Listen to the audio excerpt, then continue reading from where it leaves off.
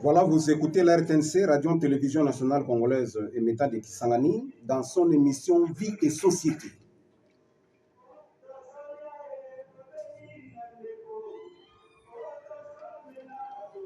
Merci Amsine, merci vraiment parce que c'est l'émission Vie et Société pour ce dimanche 2 avril 2023. Au pupitre de son, nous travaillons avec Amsine Kilomba et la régie de Julie Lossilo. Merci Amsine.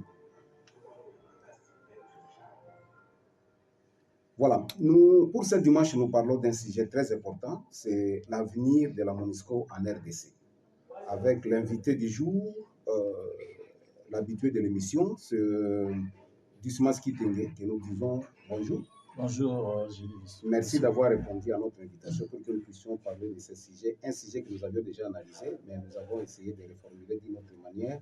Donc, à la suite de l'émission, les auditeurs vont alors suivre les changements que nous avions amorcés dans ce sujet ici.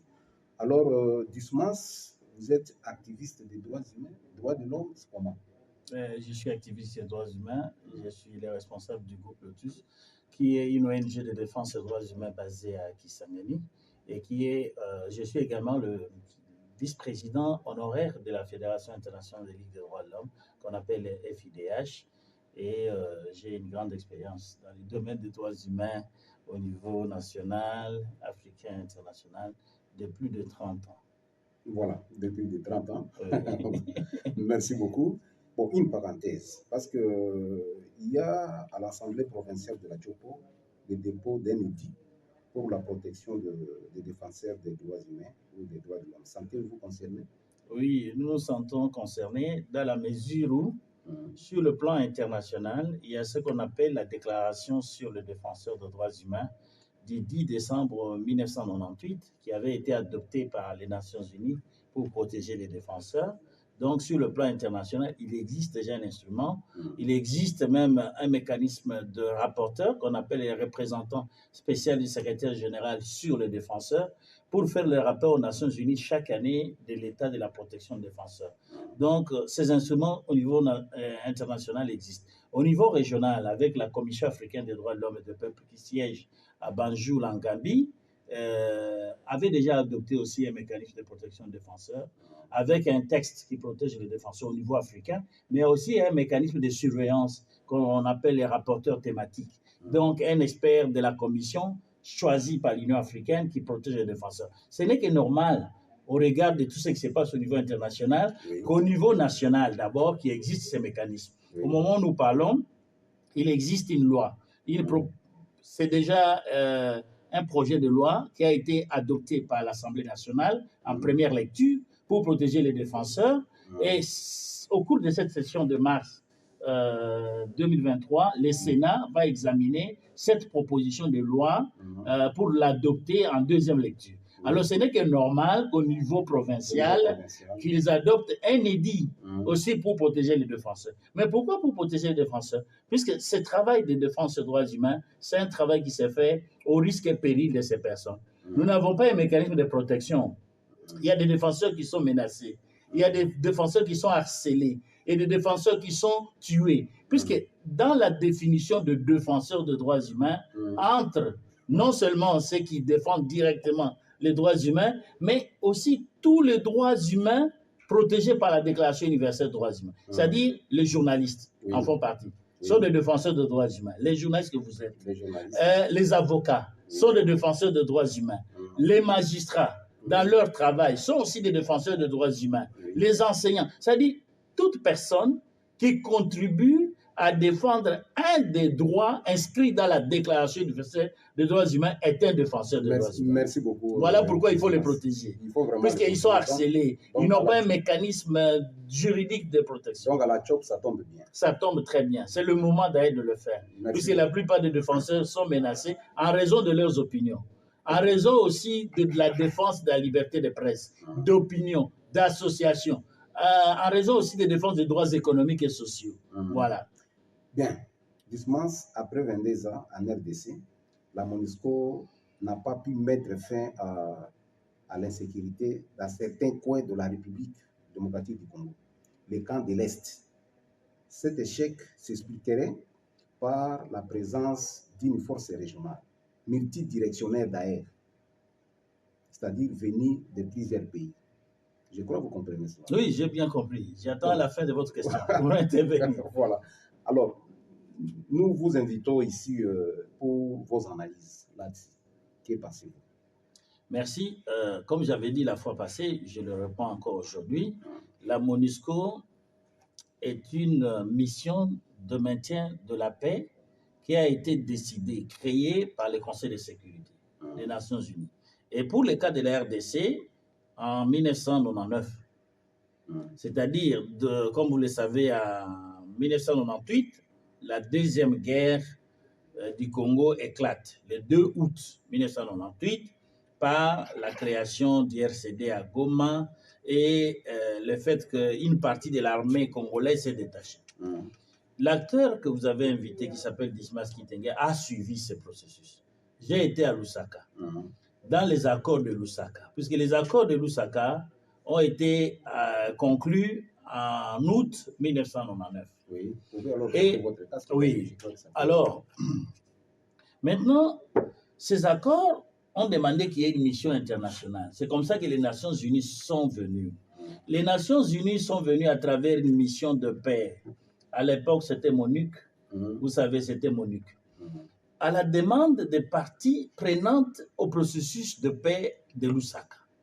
C'est-à-dire le gouvernement de la RDC qui était représenté à l'époque par le président Mouzé Laurent Désiré Kabila. Les entités, on a appelé les entités composantes, les entités composantes, c'était le mouvement rebelle. Disons d'abord le mouvement rebelle qui était là, le RCD, le MLC, le RCD national, de Mboussa Nyamwisi, Wamba Diawamba, Jean-Pierre Bemba. Quand ils ont signé cet accord qui a été appelé accord de cessez-le-feu de Lusaka, il va arrêter. Alors ils ont appelé les Nations Unies pour être des observateurs du respect de cet accord de cessez-le-feu. La première mission, c'était d'observer. C'est comme ça qu'à Kisangani, nous avons eu quelques observateurs des Nations Unies. Il n'y avait pas encore une mission. Mais les Nations Unies sont entrées. Mais pourquoi les Nations Unies sont entrées? Il faut qu'on précise. Puisque les Nations Unies, pour envoyer une mission de paix, il y a deux conditions. Il faut que la paix et la sécurité internationale soient menacées. Pas seulement la paix de la République démocratique du Congo, mais la paix d'une des parties du monde et la sécurité qui sont menacées. Paix et sécurité. Alors, nous nous sommes retrouvés, le Congo à l'époque, dans ces cas de figure. C'est-à-dire, la guerre qui a touché le Congo à l'époque, n'oubliez pas ça. Ça a été appelé, je dis, le silo, la première guerre africaine, la première guerre mondiale africaine. Puis ça avait mis aux prises 9 pays, y compris la RDC. Alors, la paix dans la région des Grands Lacs, dans la région de l'Afrique centrale, était menacée.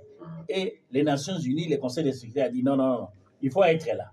Ils ont favorisé d'abord le processus de paix. Pour que cette paix-là soit négociée et entretenue, mise en place par les partis qui faisaient la guerre. Les Nations Unies n'ont pas fait la guerre à l'époque. Les Nations Unies n'étaient pas une des parties au conflit. Les Nations Unies sont venues favoriser le retour de la paix. La première mission, alors comme ils ont signé, les partis en conflit ont signé le cessez-le-feu, favoriser le retour de la paix par les partis qui ont troublé la paix. Les partis, c'était le gouvernement qui faisait la guerre contre les rebelles contre le gouvernement avec leurs alliés. Vous savez, à l'époque, 9 pays, l'Ouganda, consort. Alors, c'était pour que ceux qui ont troublé la paix, les Nations Unies sont venues en 1999 les pousser à respecter la paix. L'accord de cessez-le-feu signifie la guerre s'arrête, le retour de la paix. Malheureusement, la guerre ne s'est pas arrêtée là. Parce que ils ont continué. Non, attendez doucement. Ils ont fait l'observation. Ils n'observaient que ça. Mais après, ils ont dit non, il faut qu'on change. On ne peut plus seulement observer. Parce que quand ils sont venus, là, il n'y avait pas de troupes, il n'y avait pas de Marocains, par exemple. Il n'y avait que quelques observateurs. À Kisangani, nous avions quand même, la guerre a éclaté. La guerre de 6 jours, on avait à peu près que 10 observateurs. Les observateurs étaient sur les lignes de front. Par exemple, à Ikela, vous savez, à Ikela, là, il y avait un front entre l'armée congolaise et le RCD. Alors, quelques observateurs étaient là pour voir si réellement Ils ne se battent plus. Mais quand ils ont constaté que la guerre continuait, il fallait maintenant envoyer des troupes. Il y avait d'abord des observateurs, et des observateurs, nous sommes passés aux troupes. C'est comme ça que nous avons vu ici à Kisangani en 2000, après la guerre de 6 jours. N'oubliez pas ça. Les casques bleus marocains ont atterri à Bangoka. Et ils ont pris les véhicules de Bangoka jusque dans leur site de cantonnement sous les applaudissements de la population. La population congolaise, boyobèse en particulier, a applaudi l'arrivée des Marocains comme des libérateurs, comme des gens qui venaient mettre fin à la guerre. Observation, on passe maintenant à maintenir la paix et maintenir, quand on a constaté toujours qu'il y avait de la guerre qui continuait, on a dit imposer, oui, il faut imposer. Mais pourquoi l'ONU évolue toujours dans les successions de verbes comme ça? Les successions de verbes, c'est pour dire, c'est à partir de l'analyse de la situation. Puisqu'il y a un principe dans la Charte des Nations Unies, il ne faut pas oublier, les Nations Unies n'agissent pas en dehors de la Charte des Nations Unies. C'est la Charte des Nations Unies qui sont, pour prendre un terme simple, les statuts des Nations Unies. C'est la Charte des Nations Unies adoptée en 1945. Qu'est-ce que prévoit cette charte? Cette charte, grosso modo, dit il faut d'abord respecter la souveraineté des États. C'est-à-dire pour que les Nations Unies interviennent dans un État qui s'appelle la République démocratique du Congo, il faut l'accord de la RDC. Et la RDC a donné son accord, Julie Le Silo, en 1999 par le président Laurent Désiré Kabila et par les partis qui faisaient la guerre. Puisqu'on a reconnu aux Nations Unies à l'époque, en 1999, que le président Kabila, Laurent Désiré Kabila, n'avait plus le contrôle de l'ensemble du pays. Il y a eu des rebelles, des mouvements rebelles, qui ont pris le contrôle de certaines parties du pays. Le pays était divisé en 4 ou 5 morceaux. D'un côté, il y avait le gouvernement, de l'autre côté, le RCD qui contrôlait, de l'autre côté, le MRC, de l'autre côté encore le RCD national, et de l'autre côté, le RCD KLM. Donc, au sein même d'un pays, au sein même du RCD, il y a eu encore des divisions. Des divisions. Vous vous rendez compte? Alors, les Nations Unies ont dit, mais ces pays-là, il n'y a pas que le gouvernement qui peut s'engager, qui peut accepter que nous venions. Il faut que les rebelles aussi qui contrôlent acceptent. C'est pour cela que tout le monde là, toutes les parties là, ont accepté. Alors les Nations Unies sont venues en observation. Ils ont dit non, la guerre continue, ces gens ici n'ont pas la volonté, nous devons envoyer les troupes. Alors les troupes sont venues. Les troupes sont venues pour demander, exercer une pression, non pas d'abord pour faire la guerre. C'est pour cela, pour répondre à votre question, 22 ans. Est-ce qu'ils ont échoué ou est-ce qu'ils ont réussi? Alors, répondre à une question pareille pendant 22 ans, il faut voir les étapes, les périodes. Il y a eu des périodes où ils ont réussi. C'est vrai. Oui, mais j'ai dit en 2003. En 2003, la guerre que nous avons connue, c'était la deuxième guerre, de 98 en 2003, 5 ans. En 2003, la guerre s'est arrêtée. Le pays a été unifié. Et il y a eu la mise en place d'un gouvernement appelé de transition, les fameux 1+4. Mais c'est grâce aux Nations Unies. Les Nations Unies ont accompagné les belligérants à signer la paix, à mettre fin à la guerre, à unifier l'armée, à mettre en place un gouvernement. Je vous donne un exemple, on va aller. J'étais à Kisangani, mais je voyageais, je participais à ce processus comme un acteur de la société civile pour observer et faire des plaidoyers. Mais pour que le RCD, les autorités du RCD, rejoignent Kinshasa pour former le gouvernement d'union nationale, le gouvernement de transition +4, mais c'est l'avion des Nations Unies qui est allé les chercher à Goma et les embarquer. Ils ont refusé d'aller directement à Kinshasa. Ils ont dit non, on va d'abord à Kigali. Puisque les Rwandais les soutenaient. Ils sont allés avec l'avion des Nations Unies jusqu'à Kigali. Kigali leur a donné le feu vert d'aller à Kinshasa. Mais ce sont les troupes de l'ONU, de la MONUC à l'époque, qui les ont amenés à Kinshasa. Quand ils sont arrivés à Kinshasa, ils ont dit que leur sécurité n'était pas garantie par le gouvernement de Joseph Kabila à l'époque. Et il fallait qu'on les surveille. Et que tous les 3 ans là, de 2003 jusqu'à 2006, les Nations Unies assuraient la sécurité. C'est pour cela que vous voyez même quelqu'un comme Azarias Ruberwa, qui venait d'RCD. Pour arriver ici à Kinshasa, dans son cortège là, il y avait la police et les Nations Unies. Mais c'était les Nations Unies. Ils ont surveillé partout. Les élections de 2006, avec la CENI de Malouman, les élections ont été dirigées, financées, appuyées par les Nations Unies. Donc de 2003, 2006, les Nations Unies ont réussi leur mission.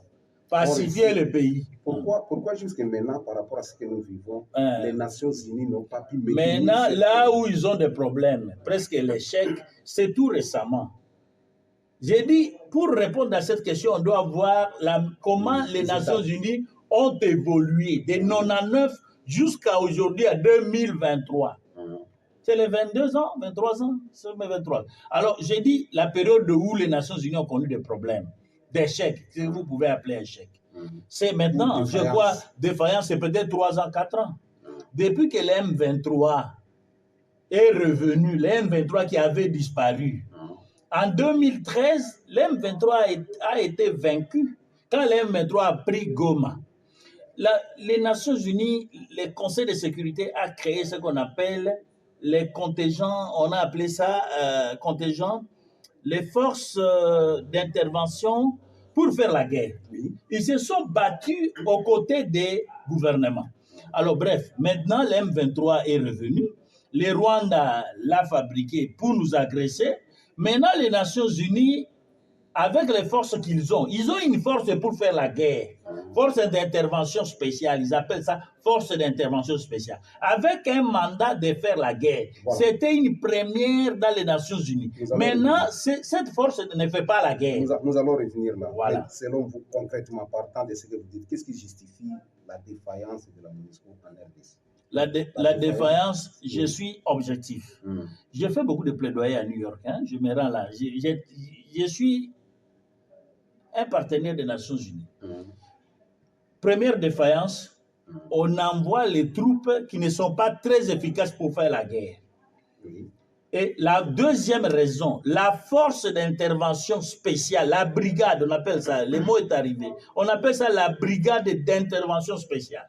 Cette brigade qui a un mandat en dehors de la MONUSCO de faire la guerre, elle ne fait plus la guerre depuis 2013. On a créé une brigade qui existe. Il y a même les Tanzaniens, il y a les Kenyans qui sont dans cette brigade, il y a le Malawite qui sont dans cette brigade, mais qui avaient combattu en 2013 contre l'M23. Mais cette fois-ci, ils sont là, ils ne combattent pas. Première raison, on n'envoie pas de troupes efficaces. Imaginez s'il y avait des Américains, imaginez s'il y avait des Belges, imaginez s'il y avait des Britanniques, et pensez à la force Artemis de l'Union européenne, qui a été envoyée en Ituri en 2003. Mais la puissance de feu, mais les milices là de l'Ituri n'ont pas résisté. Donc il faut envoyer des troupes vraiment coriaces, puisqu'ils ne vont pas accepter qu'un de leurs puisse mourir. Ils vont frapper. Donc les troupes des Nations Unies qui sont envoyées ici sont des troupes faibles. Deuxièmement, la brigade qui est là ne fait pas son travail. Troisièmement, il n'y a pas une pression de grande puissance. Puisque quand on parle au sein des Nations Unies, qui sont par exemple, je les résume, je les présente à travers les 5 pays permanents du Conseil de sécurité. Les États-Unis, la France, la Grande-Bretagne, la Russie, la Chine. Imaginez si ces 5-là disent, mais on a envoyé des troupes de Bangladesh, de tels, voilà. Mais vous ne résistez pas, nous-mêmes nous venons avec nos troupes. Qui va résister? Nous revenons à notre sujet. Voilà. L'avenir de la MONUSCO en RDC. C'est ce que nous disons. Alors, que dites-vous de l'avenir de la MONUSCO en RDC? Bon, la MONUSCO n'a plus une longue durée. La MONUSCO est appelée à partir. Et d'ailleurs, au moment où nous parlons, je vous informe, j'informe aussi nos auditeurs, qu'il y a déjà un plan de retrait de la MONUSCO qui a été accepté par le gouvernement congolais. Et ils ont dit en 2024, au plus tard en 2024, la MONUSCO doit quitter complètement la RDC. Donc, l'avenir de la MONUSCO aussi, aujourd'hui, on est en 2023. C'est qu'il reste une année et demie. La MONUSCO ne pourrait plus dépasser 2 ans. La MONUSCO doit partir.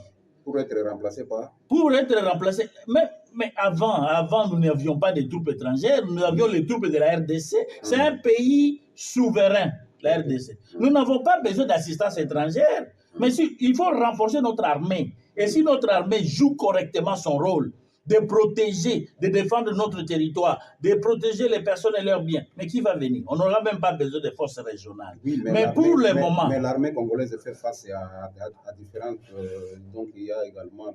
oui, l'armée congolaise, puisque j'ai sauté beaucoup de choses. Le mandat de la MONUSCO maintenant, des troupes de la MONUSCO, c'est d'aider le gouvernement congolais. Ce n'est pas la MONUSCO qui doit être à l'avant-plan. La MONUSCO... Est-ce que présentement, la MONUSCO aide le gouvernement congolais? Elle aide quand même. Pas d'une façon efficace, mais quand même elle aide. Les renseignements, les informations sur les rebelles. Donc, la MONUSCO nous a aidés dans cette guerre que nous subissons de la part du Rwanda. Comment? Mais les satellites, là, les images, pour prouver que réellement les Rwandais sont chez nous. C'est la MONUSCO qui a donné les preuves à travers les drones. Mais les drones là, les images là ne sont pas seulement pour détecter la position de M23 et également la position de l'armée. Mais la MONUSCO ne trahit. Il n'y a pas une complicité. La MONUSCO ne trahit pas. La MONUSCO ne trahit pas d'abord le Congo. Pourquoi? Puisque c'est la MONUSCO qui a dit la première que les Rwandais sont au Congo. L'armée rwandaise est au Congo, pas le Rwandais n'importe quel, disons l'armée rwandaise. Soutient les M23. La MONUSCO aide l'armée congolaise en quoi? Elle donne aussi une partie des rations.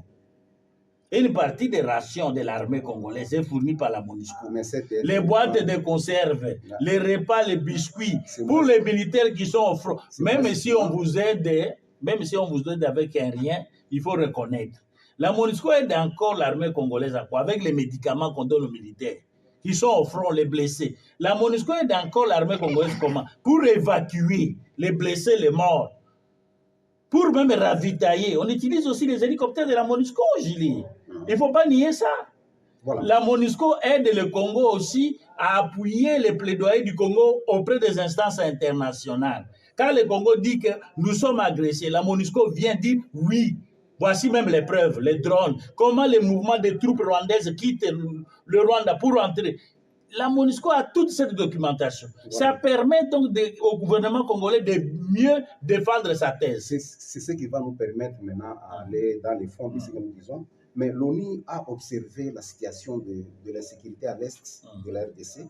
Alors, selon la revue de presse animée à la RTNC par notre confrère Max César Lobato, la nouvelle observation de l'ONU, donc contredit les rapports des experts de l'ONU faits par l'ambassadeur américain. Bon, c'est un complexe, c'est une nébuleuse, les Nations Unies. Quelque part, quand vous suivez même la revue de presse, vous allez voir que l'ambassadeur parlait comme s'il était déjà rwandais. L'ambassadeur des États-Unis... il soutient totalement le Rwanda et donne des ailes, facilite le président rwandais vraiment, il a raison de faire la guerre contre la guerre. Il faut faire la part des choses. L'ambassadeur américain au Conseil de sécurité ne parle pas au nom du Conseil de sécurité de l'ONU. Elle parle en tant qu'ambassadeur des États-Unis. Ça, c'est la position des États-Unis. Elle n'est pas attribuée à la position cette position, c'est une position... ça, c'est la position des États-Unis vis-à-vis de la RDC. Oui. Et ça n'engage pas les Nations Unies. Ça n'engage pas le Conseil de sécurité. Ça, c'est les Américains, les États-Unis, avec leur position. Mais cette position américaine aussi, elle est contradictoire. Pourquoi elle est contradictoire? Les Américains ont soutenu et reconnu, il n'y a pas très longtemps, que le Rwanda nous a agressés. Les États-Unis ont dit clairement. Les États-Unis ont dit même qu'ils peuvent prévoir les sanctions. Ils ont demandé au Rwanda de se retirer. Mais leur ambassadeur récemment vient de dire, à travers ce que le directeur Max a dit dans la revue de la presse, qui est correct, et que, voilà, il avait un langage ambigu. Un langage qui ne dénonçait pas clairement l'agression. Mais ça, c'est la position américaine à attaquer. Et elle n'est pas attribuée aux Nations Unies. Alors, c'est pour dire que les Américains ont un comportement, un langage contradictoire. D'un côté, ils reconnaissent, de l'autre côté, ils ne reconnaissent pas. Mais ça, c'est dans les rapports bilatéraux entre la RDC et les États-Unis. Mais ça n'engage pas dans les cadres de ce qu'on appelle le multilatéralisme, c'est-à-dire les Nations Unies dans leur ensemble, non. C'est la position américaine. Mais nous devons attaquer, comme les autorités le font, dire que non, là, vous avez eu un langage ambigu, un langage contradictoire, donc l'agression est là. Et les Nations Unies ont reconnu. Ça, c'est les conseils de l'ambassadeur américain. Alors, je dis, oui, allez-y. Voilà. Doucement, parce que le temps nous fait défaut, il nous reste au moins 12 minutes. Pourquoi le cessez-le-feu n'est pas respecté, selon vous, selon vos analyses? Bon, le cessez-le-feu n'est pas généralement respecté, y compris dans les cas du conflit actuel, puisqu'il y a l'hypocrisie des belligérants d'abord. Les belligérants, ceux qui font la guerre, sont hypocrites.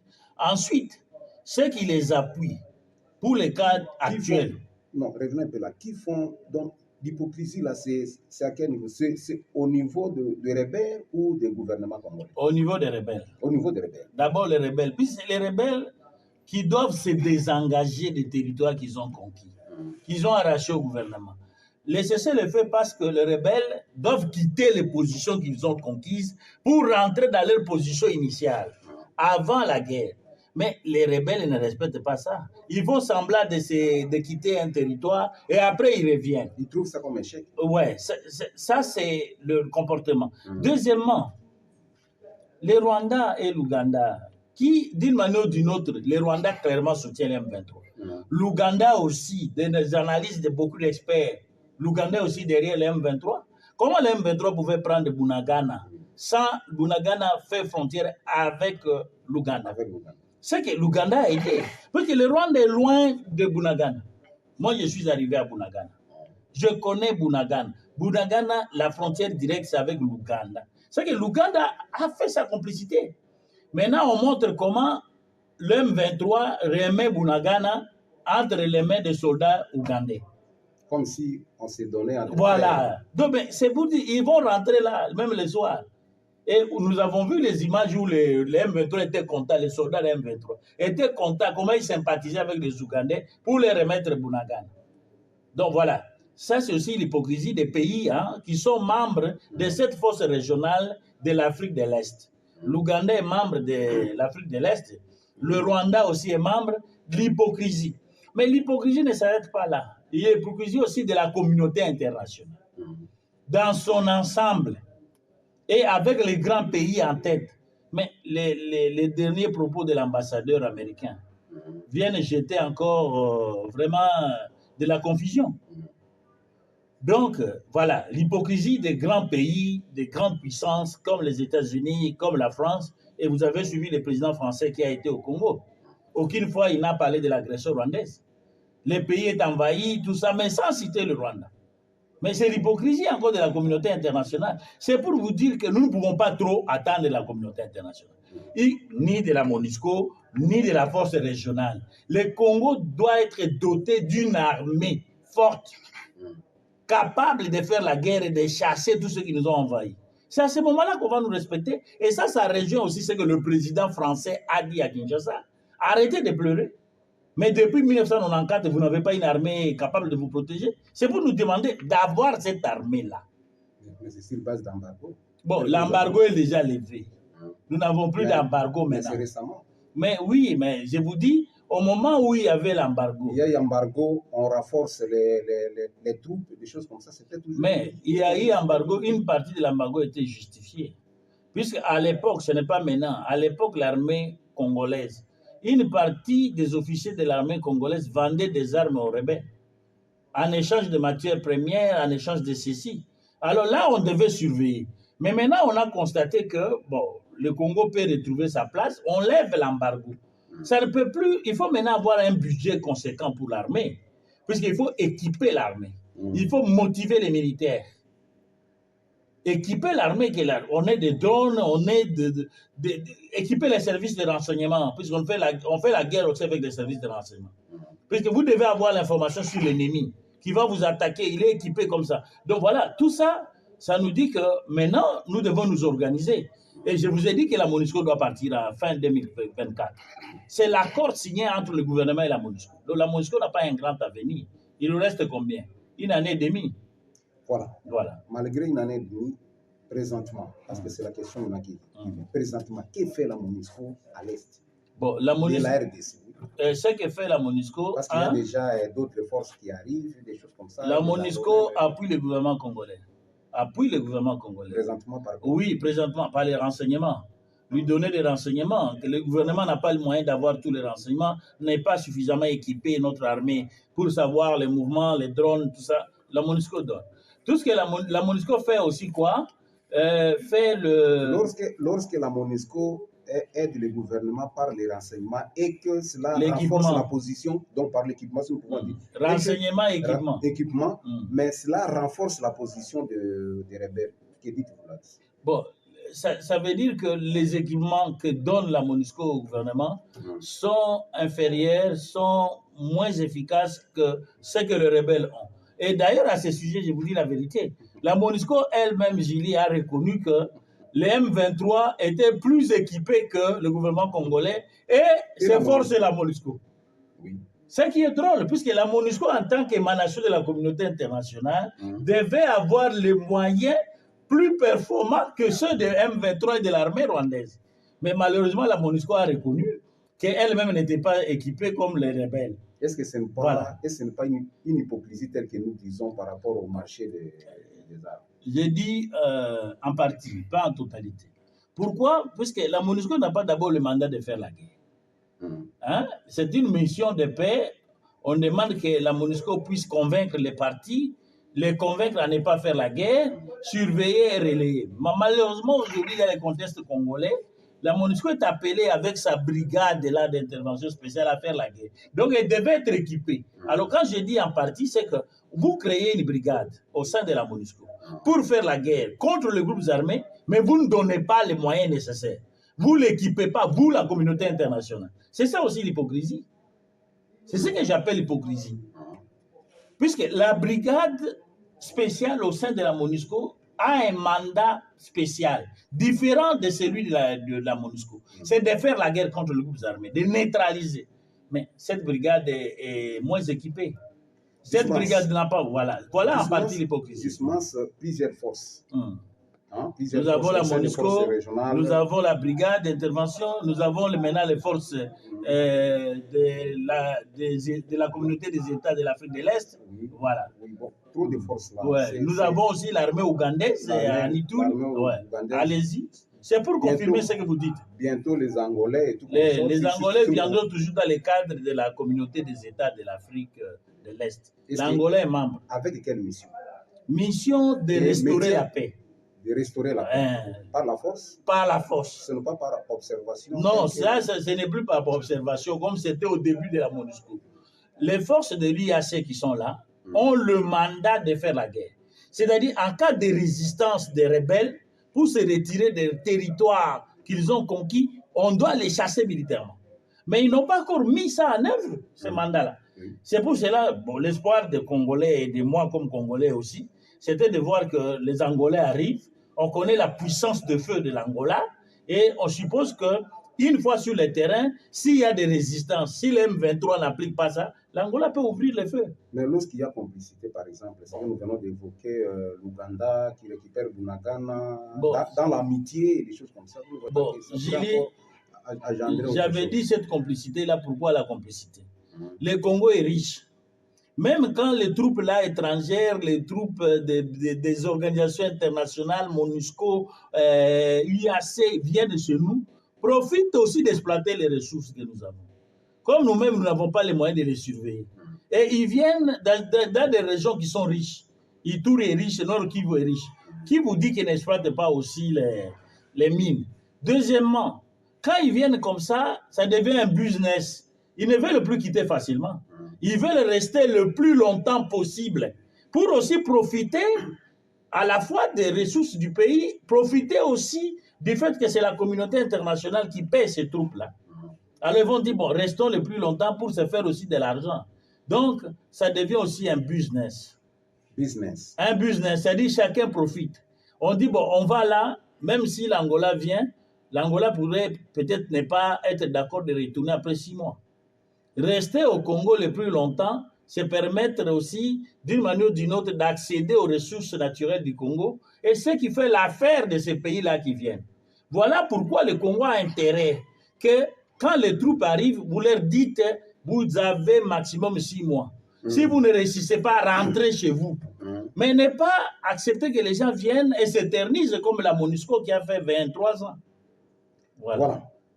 Selon vous, parce que je vois déjà notre technicien commence à nous balancer notre générique, alors selon vous, que peut faire le gouvernement congolais pour qu'il y ait la paix en tant que Congolais?